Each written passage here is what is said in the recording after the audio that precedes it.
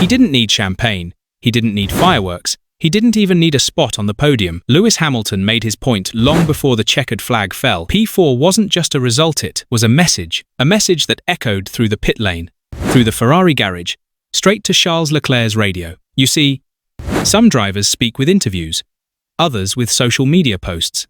Hamilton, he speaks with his driving, and today, he spoke loud enough for the whole grid to hear. Leclerc might have finished behind, but this wasn't about positions on a results sheet. It was about something much bigger. It was about control, about presence, about who commands respect when the pressure's on. And on that Sunday at Silverstone, Hamilton didn't just race, reminded everyone exactly who still owns the psychological upper hand. Because in Formula One, it's not always the one holding the trophy who holds the power. Sometimes, it's the one who can send a shockwave without saying a word. And Hamilton? He just redrew the line in the sand. And for Leclerc, that line couldn't be clearer. Silverstone isn't just another racetrack, it's a battlefield, fast, brutal, and unforgiving. It's the kind of place where the weather changes its mood every 10 minutes, and the walls wait quietly for your first mistake. But beyond the corners and straights, there's something else at play here: politics. Mind games. A fight for respect that runs deeper than lap times. Ferrari arrived with their usual promises: new parts, upgrades, hopes packaged neatly into carbon fiber. But anyone who understands this sport knows that's not what decides a race like this. It's not about who brings the better car, it's about who brings the better mindset. The real difference isn't downforce or tyre strategy. It's command presence. Who takes control when everything around them starts to fall apart? Lewis Hamilton wasn't standing on that grid chasing victory like a desperate rookie. He wasn't there to prove he still belongs. No, he was there for one reason: respect. To remind everyone, especially his own team, that you don't question a 7-time world champion. You listen, you follow. Leclerc? He looked the part. The shiny red suit, the fast car. But underneath, still searching. Searching for confidence. Searching for approval. Searching for the authority Hamilton carries naturally. And Silverstone was about to show the difference. And when the lights went out at Silverstone, it wasn't just cars launching off the line, it was pride, pressure, and quiet rivalries exploding into action. The track, with its wild mix of sunshine and grey skies, didn't care about upgrades or shiny promises. It cared about nerve, about instinct, about who could stay calm when the grip disappeared and chaos crept in. Ferrari brought their tools, sure, new wings, tweaked setups, hours of simulator prep. But none of that matters when your head's not in the right place. Hamilton? He wasn't chasing lap records. He wasn't even chasing headlines. He was there to remind everyone, especially the man in the other red car, that respect isn't handed out, you take it. And when the first drops of rain started to fall, that's exactly what he did. While others hesitated, Hamilton moved. No drama, no radio panic, just a quiet confidence that told the world, I've been here before, I know how this ends. Leclerc, still looking around, still waiting for confirmation, still asking the same old question, am I doing the right thing? Asterisk. But in Formula One, if you have to ask, you're already a step behind. The clouds over Silverstone kept playing games. 1 minute dry, next minute a drizzle, just enough to make the engineers panic and the strategy boards light up. But while everyone outside the car scrambled, inside the cockpit, there were two completely different stories unfolding.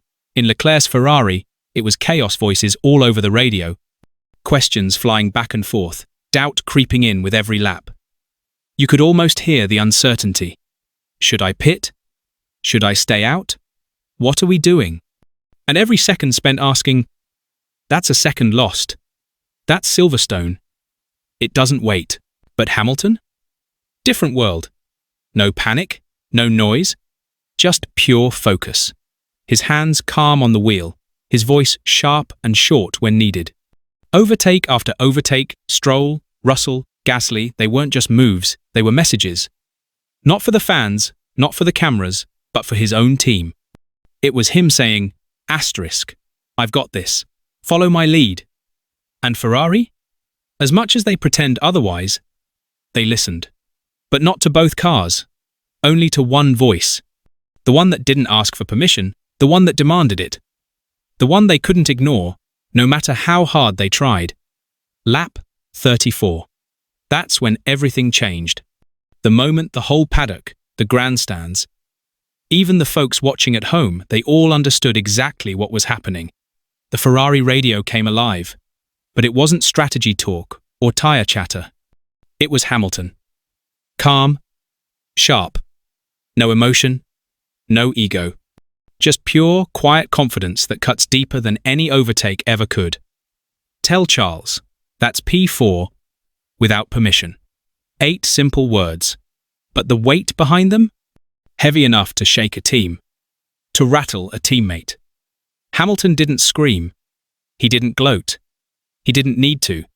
His driving had already done the loud part. That message that wasn't just about track position.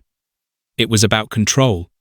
About sending a reminder to everyone in red that leadership doesn't come from asking, it comes from acting. And Leclerc? Silence. No comeback. No clever reply.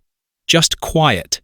Because deep down, when you strip away the radio calls and the excuses, positions on the screen can change, but the mind games?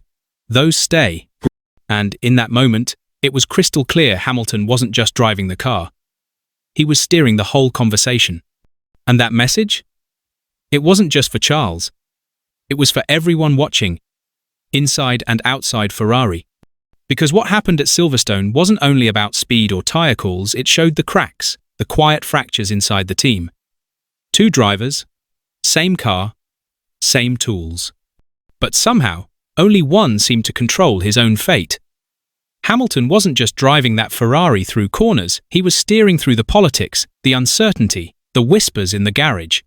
He made the car, the moment, and the team bend to his rhythm. Leclerc, he was stuck. Not behind Gasly or Alonso this time, but behind his own doubts. And Silverstone? It wasn't just another race, it was a mirror held right up to Ferrari. It showed the truth clear as day. Who commands when the pressure's on, and who hesitates? Who trusts their instincts? And who waits for permission? Who leads? And who follows? And no matter what the timing sheets say, that reflection is the one thing Ferrari can't hide from now. And that's the real story. P4, no trophy, no champagne, no wild celebrations in Parc Fermé. But that wasn't the point. Because when Lewis Hamilton crossed that line, the message was already sent. Quiet, sharp, impossible to miss for anyone paying attention. He didn't need the top step of the podium to remind them who they're dealing with. His driving spoke louder than any words. And that radio call? That was just the exclamation mark at the end of the sentence. For Leclerc, for Ferrari, for the paddock, for the millions watching, it was clear. The hierarchy inside that scarlet-red garage? It's shifting. Slowly, quietly, but you can feel it. The old rules, the safe bets, the comfort zones, they're all cracking. And here's the thing about Hamilton, when he gives a polite reminder, it's a chance to fix things. But the next message? The next move? It might not come with a smile. And by then, it won't be a warning. It'll be a statement.